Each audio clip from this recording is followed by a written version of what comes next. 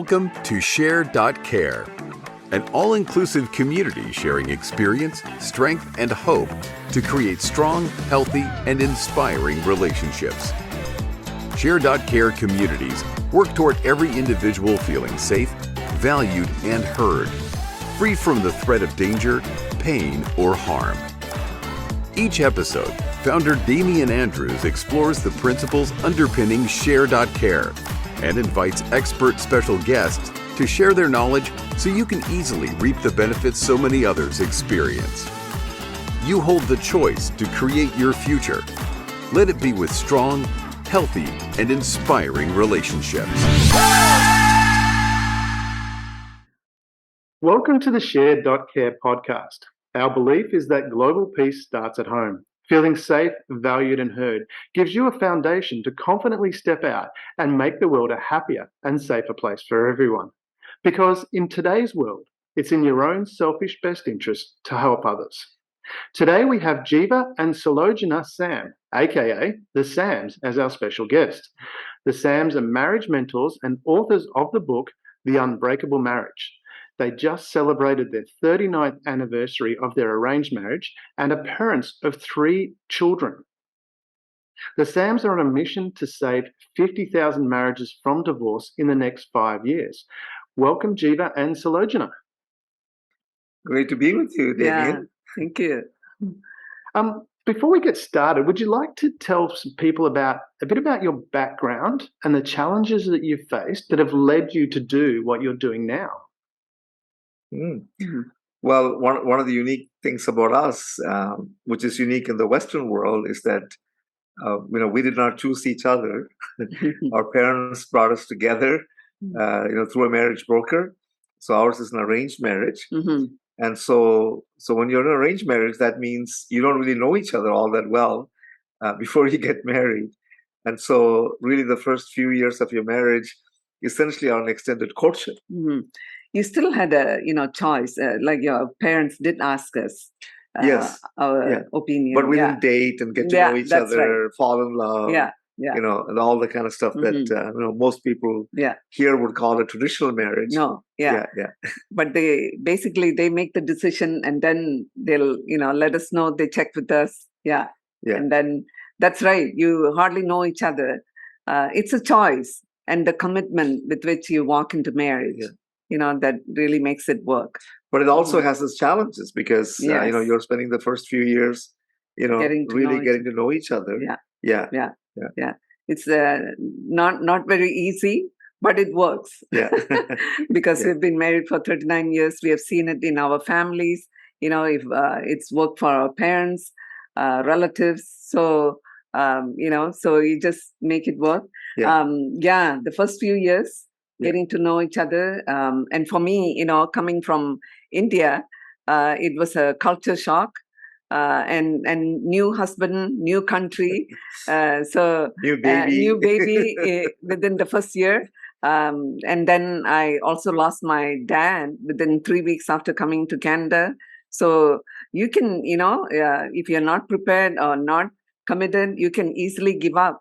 So, and also our faith, and the vows that you make, it's those vows, that you make before God, and you want to stand on it. That's what our parents taught, and all that, keeps you going. And we were raised in a culture where, we heard our parents say this all the time: divorce is not in our dictionary. And yet, the reality of marriages, in Canada where we live, is that virtually 1 out of every 2 marriages for the past few decades, has been ending up in divorce. And I was pastor for 35 years, and sadly, within the church also, maybe the percentage was not quite that high, but it was still way too high.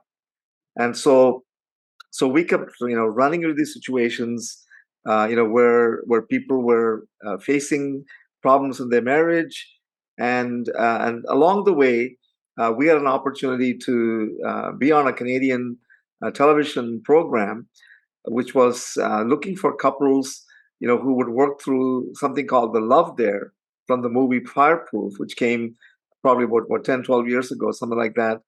And so when we did that 40-day love dare, they made us do it on a daily basis and do a little video at the end of each day detailing how it went for us. And that not only gave us some exposure to the Canadian Christian community, but we also started finding people reaching out to us. And also, we got to know each other, better too. Some of the things we didn't know about, just doing that 40-day love dare, it sure brought up some things that were not secret but hidden about each other. So brought us closer to each other. And then after that, people kept asking, are you going to do anything more? That was helpful. Sometimes we would be somewhere and somebody will say, hey, were you the couple, in the love dare? And, every time when they asked that, I felt like Holy Spirit saying that was not the end of it. It was just beginning of something. And I knew we were, meant to do something to do with marriage, but I didn't know what. And I would tell Jeeva, I think, we are supposed to do this love dare or something to do with marriage.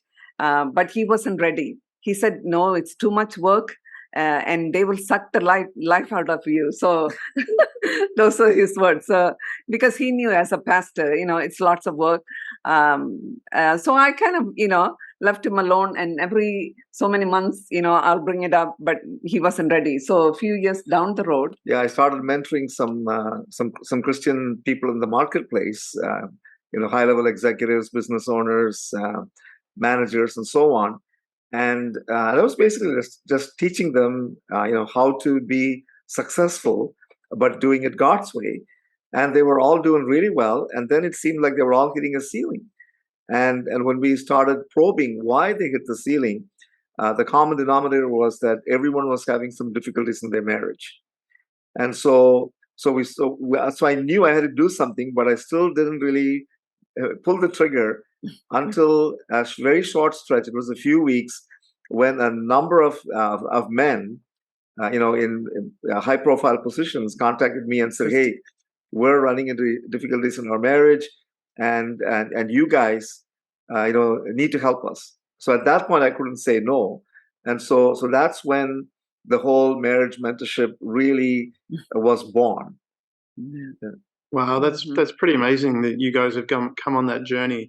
And what we've talked before about this, and I just want for our listeners for you to maybe explain a bit about that arranged marriage process, because I don't think most people understand it, but it seems like it wasn't just two people get together, and there was a lot of thought that went in behind that, which I think is, from the way you've described it to me before, is that it gave you a foundation to create strength in your marriage. Do you want to explain a bit about that process of how your parents decided and put you two together? Because it wasn't just spin the wheel. Cast lots. You're the winner. You get to marry him. Yeah. Well, in India, the culture from which we come, the understanding of marriage is very different from the way it is, for example, where we live in the Western world, and the understanding is that marriage is actually the coming together of two families and not just two individuals. Yeah. And so everything is done from that perspective. And so when, like, for example, like two families might just be casually talking to each other and saying, hey, we've known each other, or we've known a few, I believe our children will make a good match. And they don't say that lightly, because they've already taken into consideration some factors, maybe the educational level of the children, the socioeconomic, background, the faith, and these kind of things. So they know there's not just compatibility, there's a very good probability that these two will make a go of it. And so when it becomes difficult for just families to do that, then families employ the services of a marriage broker. Now, in our case, a marriage broker was absolutely essential, because we were already living in Canada, and for us to find somebody in India to be my bride, then we had to work through this middleman. And so your dad also contacted the same broker. Yeah. he had a few, I think.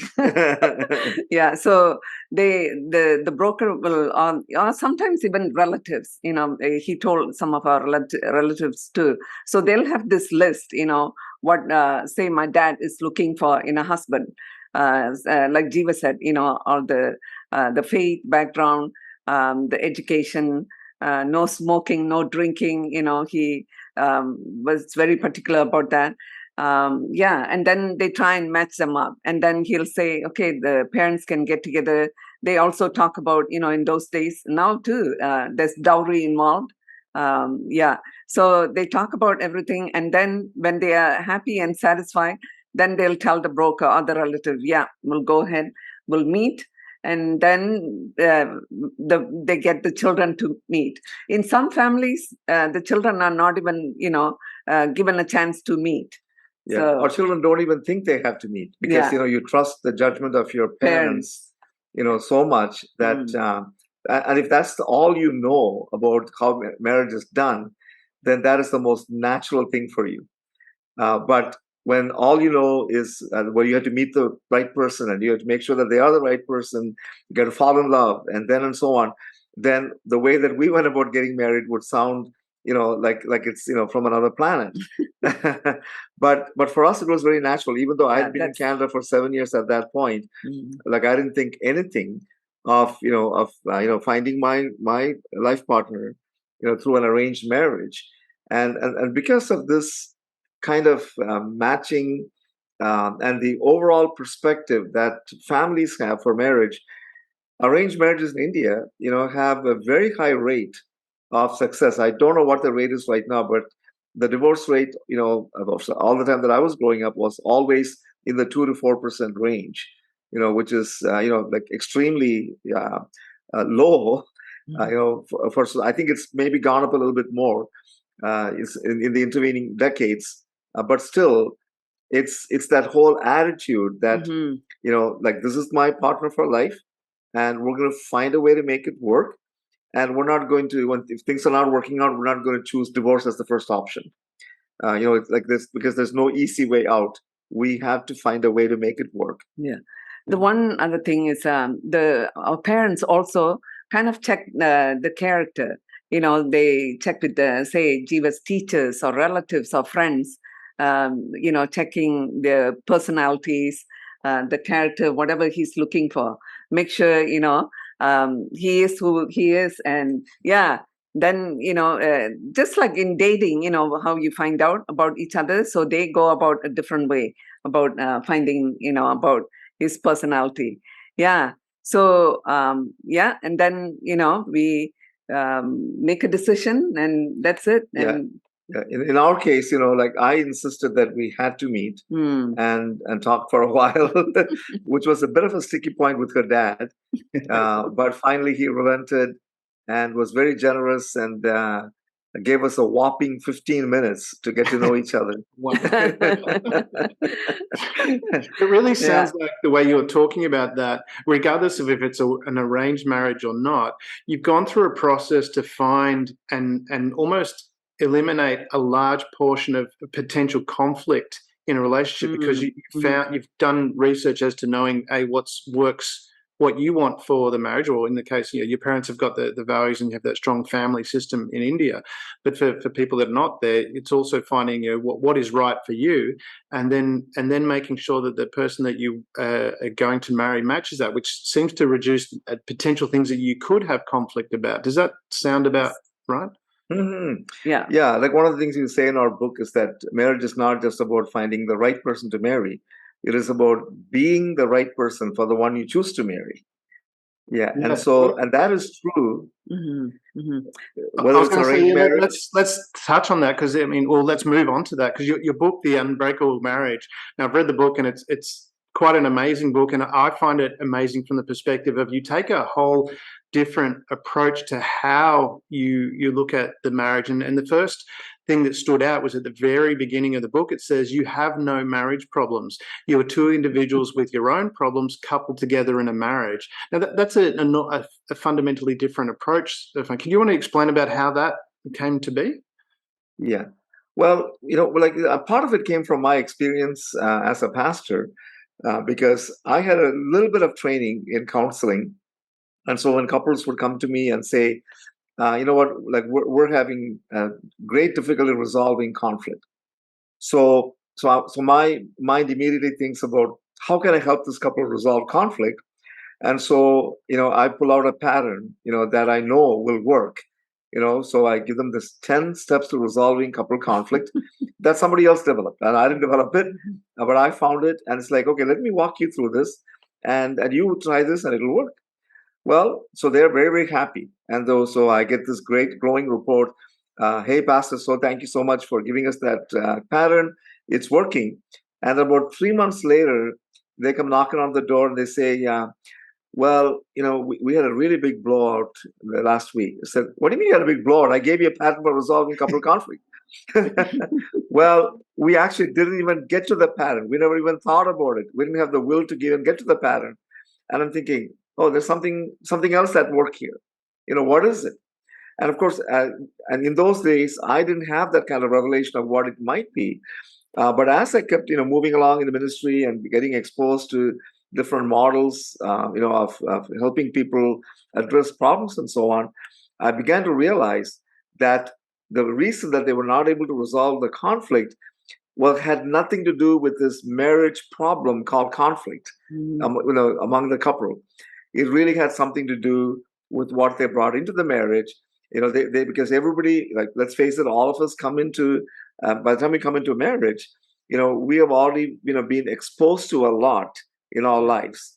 Whether that's a hurt, we may have seen our parents, have conflict and not resolve it in a very constructive way, or on the other side, we may have seen them resolve conflict in a very appropriate way, and so we learn those patterns. But for the most part, we carry hurts that we bring into a marriage, and so when we relate to each other from a place of hurt, we will end up hurting each other. Mm-hmm. But when we relate to each other from a place of healing, and then we'll also help each other heal. So that's a very, very different way of dealing with issues that come up. And so that's why we stress very highly that, when you're having any kind of issues in a marriage, you don't attack the problem. You look at the problems that you likely brought into the marriage first. And then when you're healed, both individually and you come together as two healed people, it's heaven on earth. Now, I just want to add something, Damien. This hurts. And we also, this abuse, trauma, this can go back to even your childhood, where, you got hurt or being abused by somebody. It can be the family, outside the family, or teachers. Yeah. And it hasn't been resolved. So it affects, if it hasn't been resolved, hasn't been healed, taken care of, then it will show up in your marriage, how you deal with issues or challenges. Yeah. And that's why we send our couples to what we call as inner healing, to resolve and to get healed of those hurts or abuse, trauma, rejection, abandonment. Yeah. Like a lot. And sadly, when you look at that high divorce rate, a lot of people have experienced this before they get married. And so there's a lot of insecurity that you bring into a marriage. And so as soon as, like your spouse says or does something that one of your parents did before they split up, then you immediately begin to think, oh, you're going to leave me, aren't you? That's why you said that. That's why you picked that fight with me, right? So, and that had nothing to do with what happened in the marriage. It really had more to do with what you brought into the marriage. Mm-hmm. Right. And so how does a person identify, like, between, you mentioned a place of healing there, I just wrote that down. So how do you identify, if you're operating from a place of hurt or a place of healing? How can a person do that and then change, their behavior and adjust differently? Okay. So in the book, we have this whole section called Removing Spiritual Blockages. And so when somebody walks through those various blockages that we have identified, then you begin to see, where some of these hurts may have come from. So, for example, one of the main issues that we run into with couples is unforgiveness. And so when you ask the question, who do I need to forgive? Then that usually will bring up all the people that hurt you in one way or the other. And of course, coming from a very like a Christian perspective, we say, well, don't just kind of use your brain to think of that, but say, like Holy Spirit, who all do I need to forgive? And and sometimes I still remember the very first time I ever asked this question.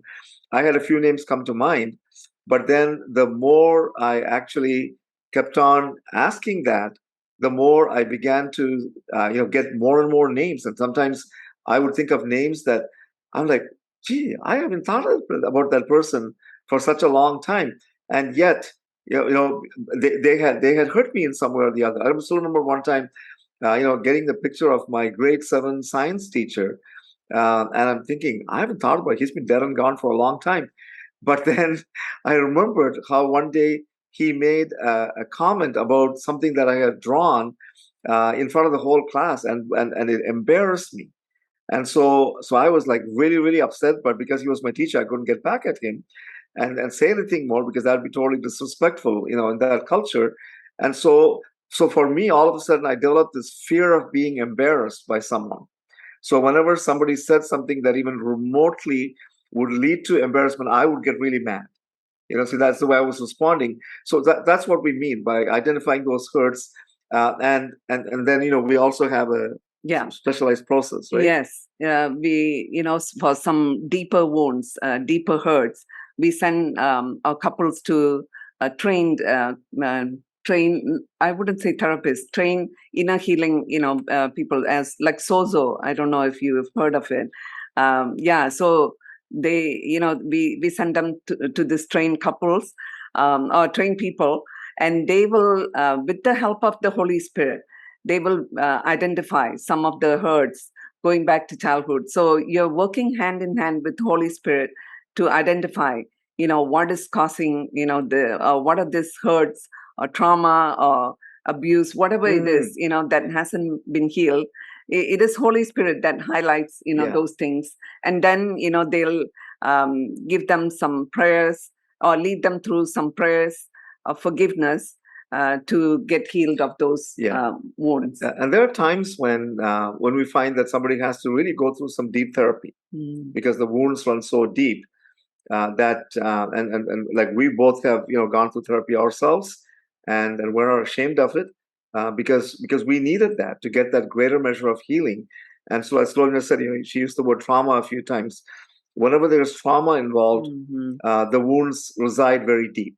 And so when you subject yourself to the scrutiny, of the Holy Spirit, of a trained counselor, therapist, inner healing minister, then these hurts will come out, and then you can receive the healing.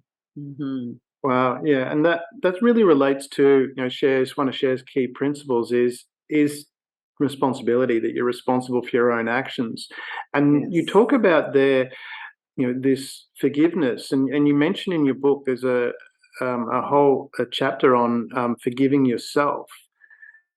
How does that connect to this healing and operating from and stopping to operate from a sense of hurt to actually operating from a place of healing? How does forgiving yourself connect to that?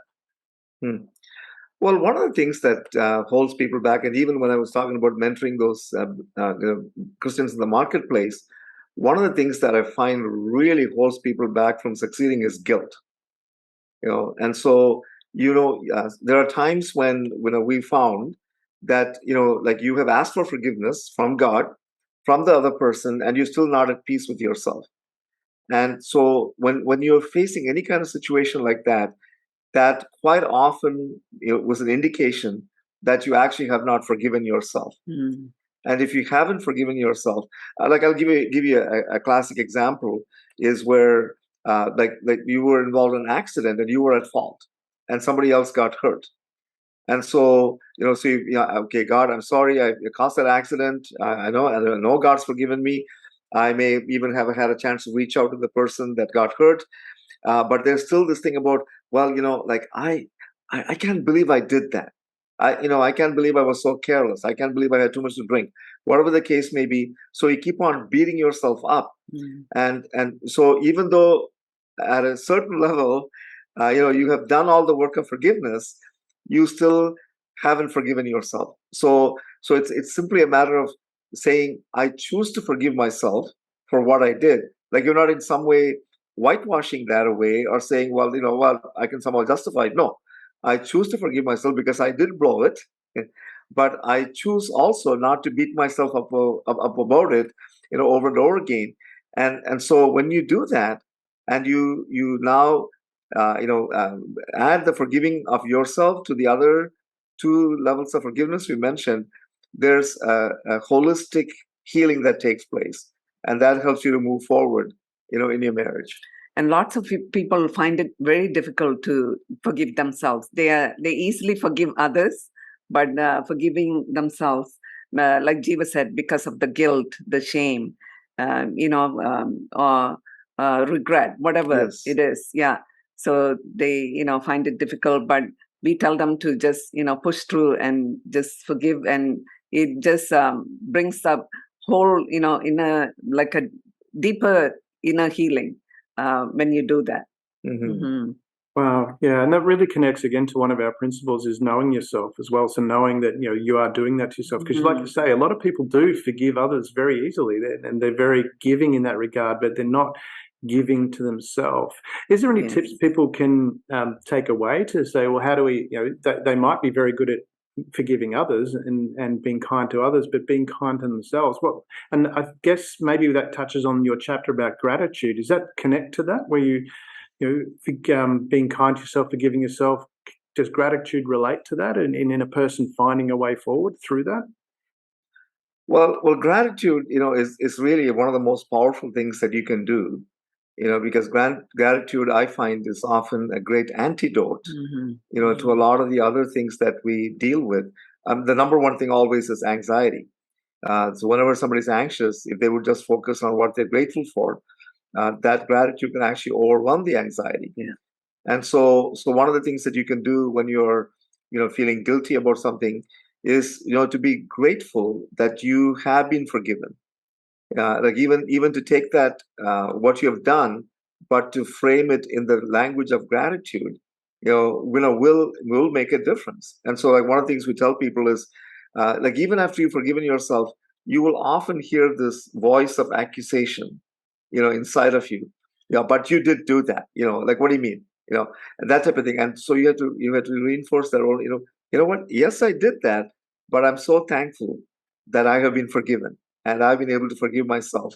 And as you keep on saying that over and over again, then you will find that that even though that voice of accusation may still continue to pop in your mind, it won't have the same effect upon you. You will not allow it to stop you in your tracks and prevent you from moving forward. The one little tip I was going to also say is, if you have been given prophetic words, by other whoever leaders, other, and in conferences, it's good to read those, over and over. That will give you the confidence. Also, what God's saying about yourself, to overcome anything, about yourself that you cannot forgive. I would say that's another thing. And not everybody may be familiar with what prophetic words are. A prophetic word is really someone who hears from God what God thinks of you and how God sees you. And so quite often, in the Christian realm, we tend to really get focused on how sinful we are. So it's a constant, confession, and that often, unfortunately, ends up inducing more guilt. But what a prophetic word, a perspective from God, says that, hey, you ask for forgiveness, you receive forgiveness. I'm not holding anything against you. I see you as someone with this kind of potential, to accomplish this, to do this, to be this. And so when you remind yourself of how God sees you, then you stop seeing yourself, through these the eyes of guilt and the lens of shame and so on. Wow. So from that perspective, when we're talking about that, because you have a whole chapter in your book about communication. And in there you mentioned refraining from the 4 C's, being criticized, condemning, complaining, and comparing. Is that something you should also do for yourself as well? When you should refrain from that? Is that, I mean, obviously, I understand from the book's perspective, you're talking about in relationship to your partner, but if we're talking from the perspective of, what you bring to the marriage, is that, something someone should be, would that be helpful from their perspective of how to better relate to their partner if they're not doing that so much to themselves as well? Oh, absolutely. I think somebody once said this in a talk that they were giving. They said, if you were to record on a daily basis everything you say to yourself about yourself, you'll be surprised at how negative you are. How much you do the 4 C's. You criticize yourself, you condemn yourself, you complain about yourself, and you compare yourself to others. That's true. Yeah. And so the way you talk about yourself is very, very important, because that it comes out of your mouth and it goes straight in here, into this computer, which then can make it become self-fulfilling prophecy. And so that's a very good observation, Damien, that the 4 C's are not just about others, but for yourself. Another thing that we talk about in another chapter is actually about judgment, making judgments about others. And some of the things that I've talked about, the 4 C's in the context of self, really are judging yourself, for what you did, and whether you could control things or not. And so you really need to watch out that once you confess, I think that's key. It's not to justify, what you did as somehow being okay. No, that's not what we're saying. What you did was not okay. And there are times when you have to face the consequences of what you did. You just cannot escape them. However, you don't live in that place of guilt and shame and, condemnation and self-criticism. You don't have to, when you have forgiveness. Is that part about looking forward? I mean, like you say, when something goes wrong, and I'll think of the comedian Tim Allen. He was convicted of, I can't remember, I think it was something to do with drugs. He spent a couple of years in jail. And then from there, he moved, I think he studied comedy while he was in jail, and then became a stand-up comedian, and then had a TV show or several TV shows from there. I mean, is that the kind of thing you're looking at going, well, yes, that happened, you forgive yourself, deal with whatever you need to deal with it, and then move forward? Is that an approach? How would you explain that a bit further?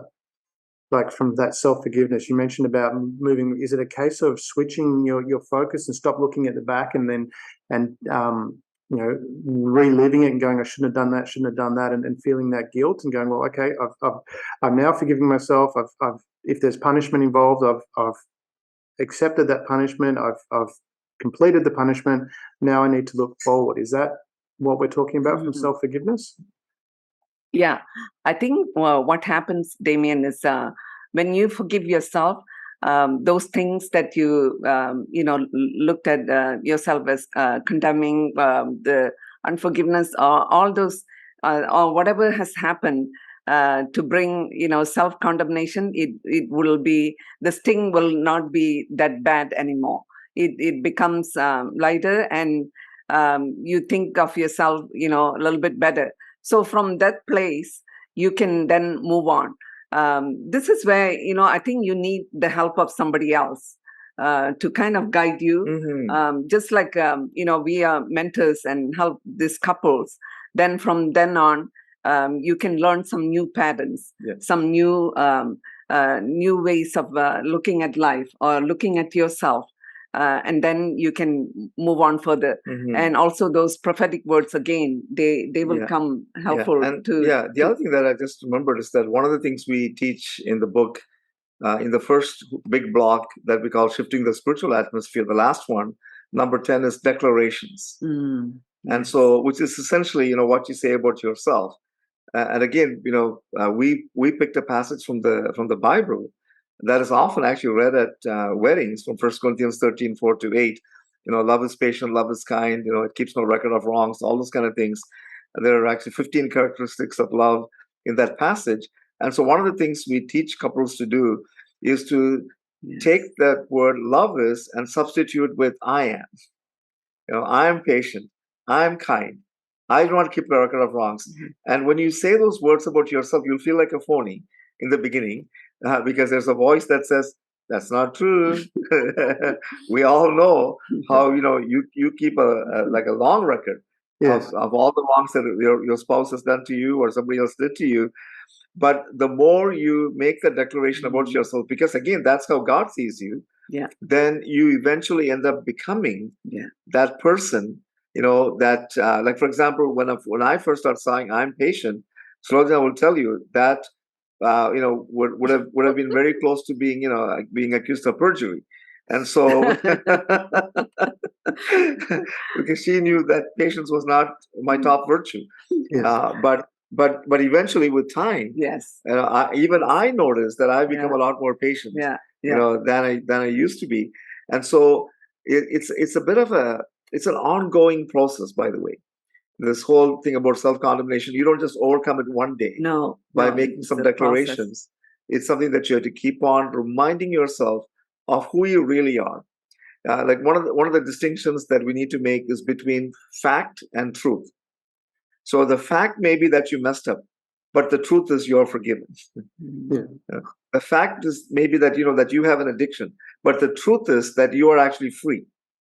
Because freedom is there, you just have to grab it.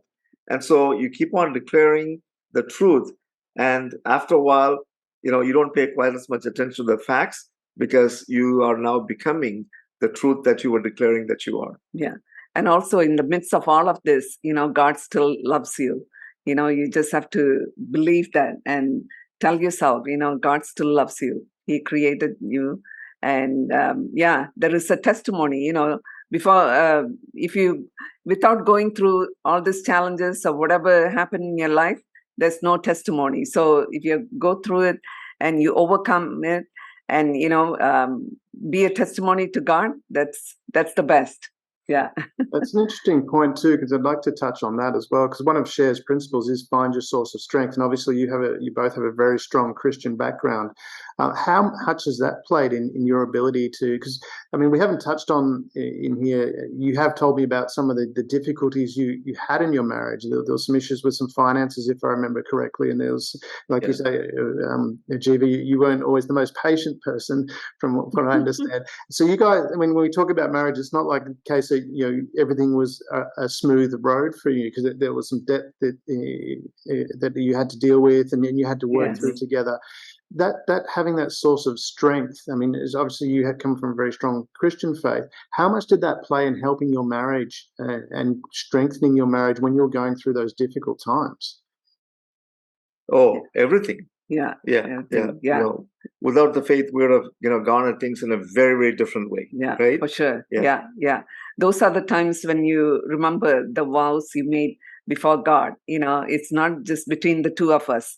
It's in the presence of God that you made those vows. So, like Jeeva, we said in the beginning, the commitment. So we have to make it work. Find a way. God has a solution to all our problems. Go in prayer. That's what we did. We prayed, and then God led us to take this Financial Peace University by Dave Ramsey, and that's what eventually helped us budget, and that's how we got out of debt. It wasn't easy. I wasn't the happiest person, when we were going through, when I heard about this, massive debt that we were carrying, because that's not how I was brought up. But I had to, that was a very difficult thing for me, because I was brought up where my dad didn't go into debt, even borrowed money for nothing, So, but I knew with us working together with the help of God, with our faith, we can overcome it. And now, we have overcome our debt, just some mortgage left. So that is, and the question that you're asking is like, how does faith play a part in this? I believe in two ways. One is, again, from the Christian perspective, like the Bible, is really a guidebook for us. And so no matter what the issue is, the issues may not always be explicitly stated in the Bible, However, there are enough principles, there that you can distill from what's in the Bible that you can take and apply, to what you're going through. The second thing, you heard us repeatedly, refer to the Holy Spirit. And the Holy Spirit, is really the Spirit of Jesus. Is really, what we're talking about. And so it is living your life the way that Jesus would. But the Holy Spirit is the power, the source of power that you have. So we're not doing this. We're not taking principles and applying with willpower alone, because willpower alone will not take you everywhere that you want to go. It'll take you a long way, mind you. But willpower by itself, if willpower is the key, like a lot of the problems that people have will not exist today. Yes. And that's why that's why groups like Alcoholics Anonymous, the one of the first things that you have to admit is that you're powerless, and you need a power higher than yourself, to be able to be set free from what you're going through. And so for us, it's a matter of accessing that power. And one of the greatest ways in which we can access that power is really by being still. And that's why our number one spiritual discipline that we habit that we teach couples is just be still and just receive that power, receive that wisdom in that time of stillness. And then when you combine that power of the Spirit, with the principles in the Word, that becomes a dynamite combination that will then carry you through, no matter what the difficulties are. So really, that having that source of strength, and it's from your perspective, your marriage, it was a very strong Christian faith, that it sounds like you were able to chunk above what the problems were. Like if you're having a financial problem, you mentioned that there are passages in the Bible that dealt with that. So it was able to give you that guidance. And because you both had the same faith, you were able to draw from that together. Is that fair to say? Am I understanding that correctly? Or? Yes. Yeah, for sure. It's I'm glad we both are in the same level, same faith. Otherwise, it can be a little challenging. I don't know. You can figure out things, I guess. But if you are still struggling, in that faith area, I'm not sure. Yeah. Well, she mentioned Dave Ramsey in the context of the financial issues.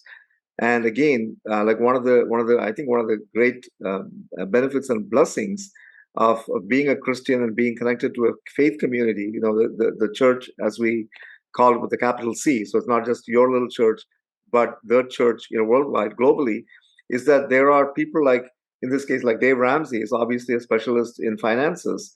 And so he has actually done a lot of the work. Like we didn't have to go hunting for all those scriptural principles, yes, because he already did the work. He distilled them into a very workable, practical plan that we just had to follow and apply.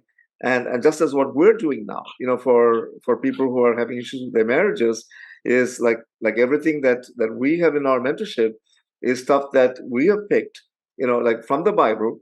And so a couple doesn't have to go and search for all of that. We did that. And we had a lot of help. We had many people that we had to lean on, that we had to learn from and receive from, to get to, where we are. We acknowledge that very openly in the book, that most of the stuff here is not what we, invented. We discovered some of the truths, but we also received a lot from our mentors, from our teachers, our pastors and leaders. Wow, that's really impressive, in the sense of having that source of strength to move forward and through those troubles. And this is interesting, I think, from the people that are listening, is to know that you are a pastor for quite a number of years, and to remember that you're a human as well. So you do have problems and things to work through. It's like, it reminds me of the scene from Crocodile Dundee where they're talking about a psychologist, and the lady asked, don't you have a psychologist at Walkabout Creek? And he says, no, we have Wally. If we have a problem, we tell Wally. Wally tells everybody else, and then there's no more problem. It sounds like that church community for you had that community where you could talk about things, share things, and it be for people listening as well. If you are having problems, reach out to someone. Reach out. Yes. The Sams are there, and we'll have their details in the podcast, and go through that a bit later as well. But you could reach out to the Sams, you could reach out to other people, but reach out to people and have that connection to give you that strength. The other thing I wanted to talk about, which stood out for me in your book, was you talk about transparency. And you say transparency is a key that unlocks the door to intimacy. Transparency also requires you to communicate your hurts to your spouse. Do you want to share a bit more about that? Because I thought that was pretty profound as well.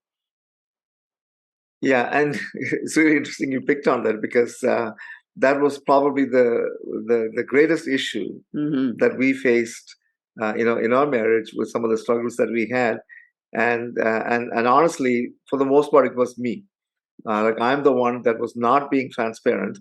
Like, for example, the finances that you mentioned, Solojana had no idea that I was building up an impressive portfolio of debt, and racking up all the lines of credit. Well, I was thinking it was the other way. He was building a really great.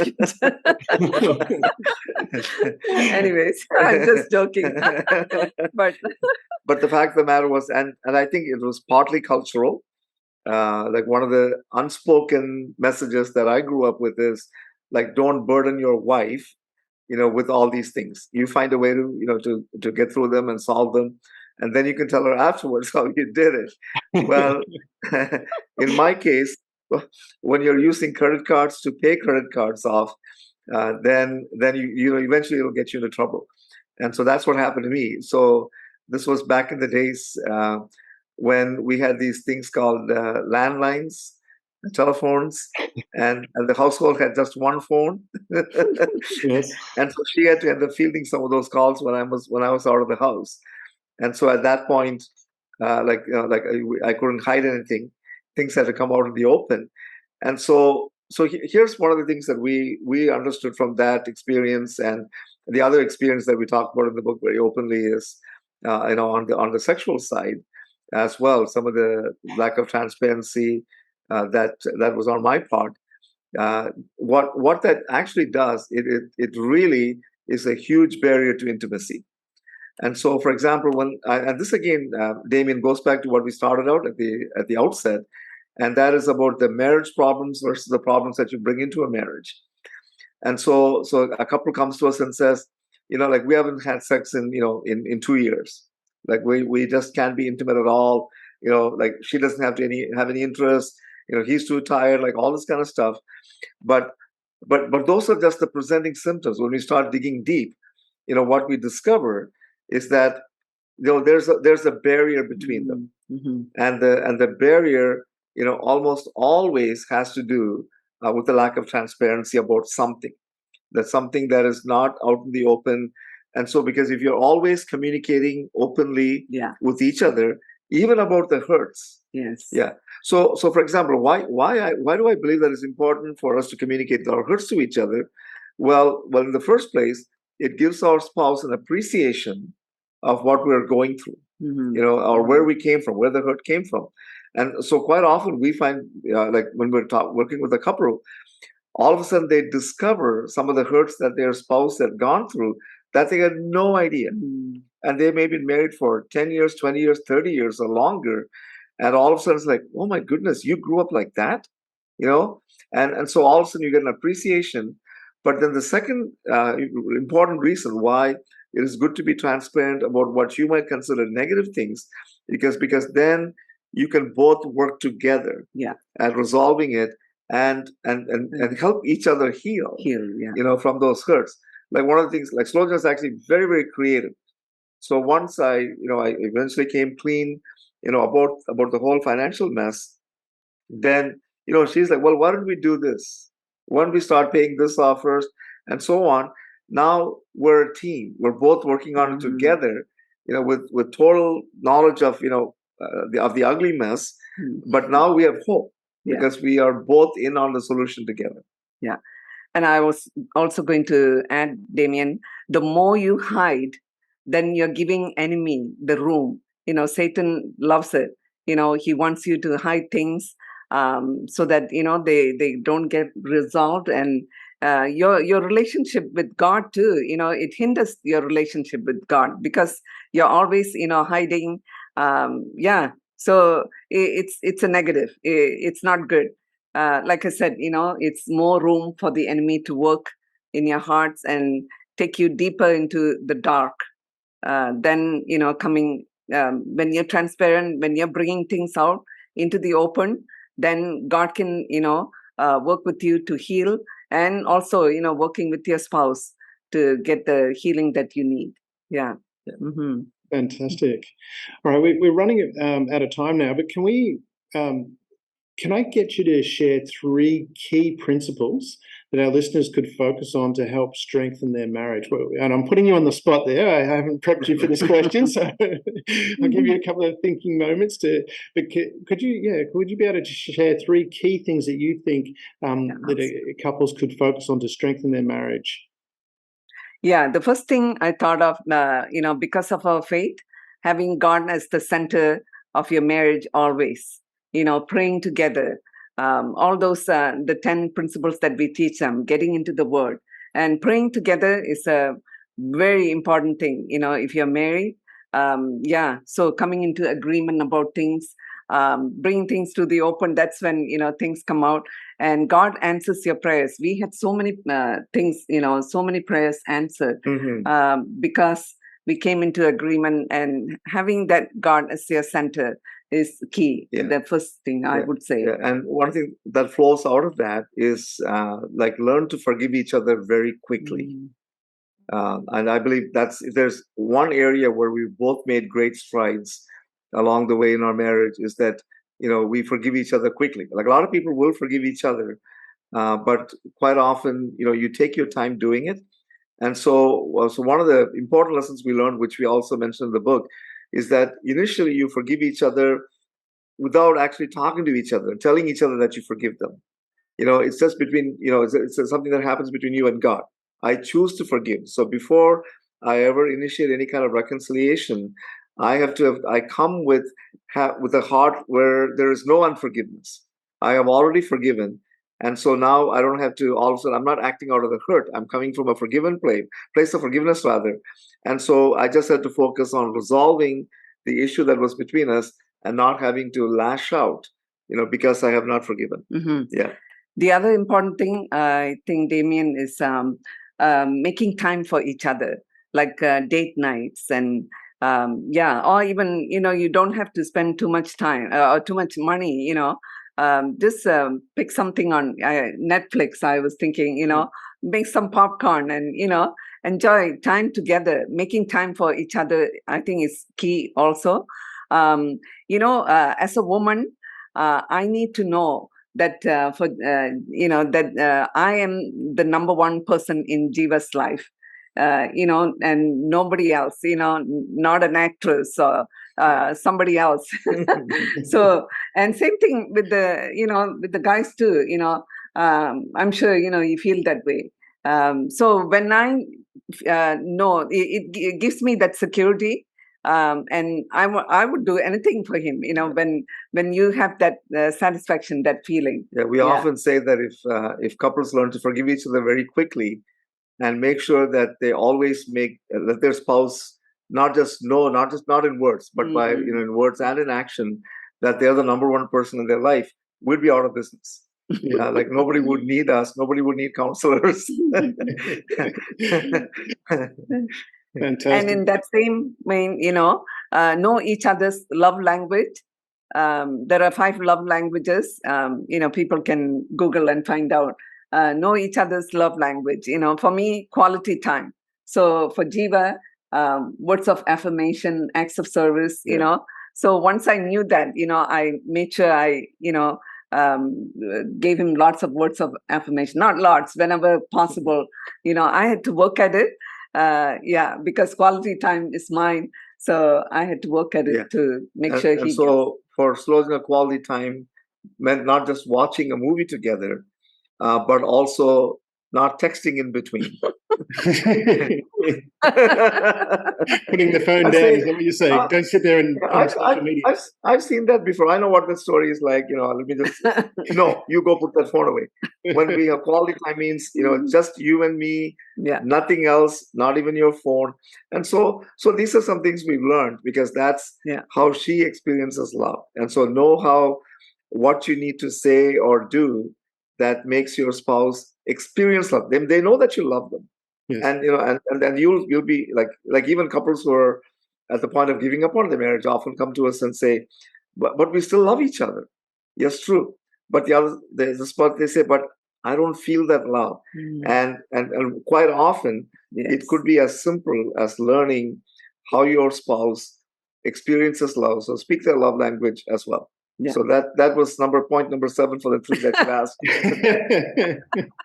There's a lot of great points there, and the book, The Unbreakable Marriage, is a fantastic book, and I would encourage people to reach out and grab the book and have a read of it. There is so much information on there, and I would love to have you back on the show again at some point in the future to go through some of the more detail, some of the more principles in that. But for people to reach you, this is the part where you get to give the plug. You've got the book Unbreakable Marriage. Where can they find that, and how can they reach you? Okay. Because we self-published through Amazon, no matter where in the world you are, if you can access an Amazon site and look for the Unbreakable Marriage, you will get it. Now, if you want to use the book, to actually work on your marriage, then we would recommend you get a copy of the book for each of you. And we also have a workbook, a companion workbook, and a gratitude journal. They're all called the Unbreakable Marriage, workbook and gratitude journal. Buy that, all 3 of them, and work together on them, and work with another couple. Find yourself a mentoring couple, and that way you'll get the best possible benefit out of the book. And for people to get a hold of us, to contact us, what should they do? Where should they go? Yeah, go to thesams.ca. So easy to remember. We are the Sams, and then .ca being in Canada. So yeah. So remember the SAMs in Canada, so the sams.ca. And do you have an email contact or any other contact as well?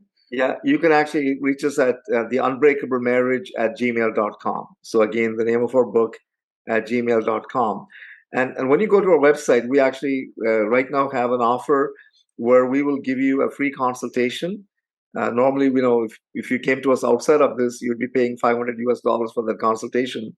It's very in-depth. And so just go and sign up for that. Calendar link is there, and we'll be glad to meet with you and help you with your marriage, because like our goal, as Damien mentioned at the beginning, is to save 50,000 marriages from divorce in the next 5 years. And so that's what it's all about. It's not about selling books. It's really about transforming marriages, including yours if you're watching. Fantastic. What a wonderful goal. 50,000 marriages saved in the next 5 years. That's great. Lovely to have you on the show, Jeeva and Solojana. Did I pronounce that correctly? Solojana? Solojana. Yeah. So wonderful having you on the show, and we look forward to having you again sometime in the future. Thank you. Thanks for the opportunity. Yeah, we look forward to being back. Thank you for being part of the Share.Care community and helping people around the world prosper. You're creating a bigger pie for everyone to share. The more people contributing to the world being a better place, the better the world becomes, for others and for you.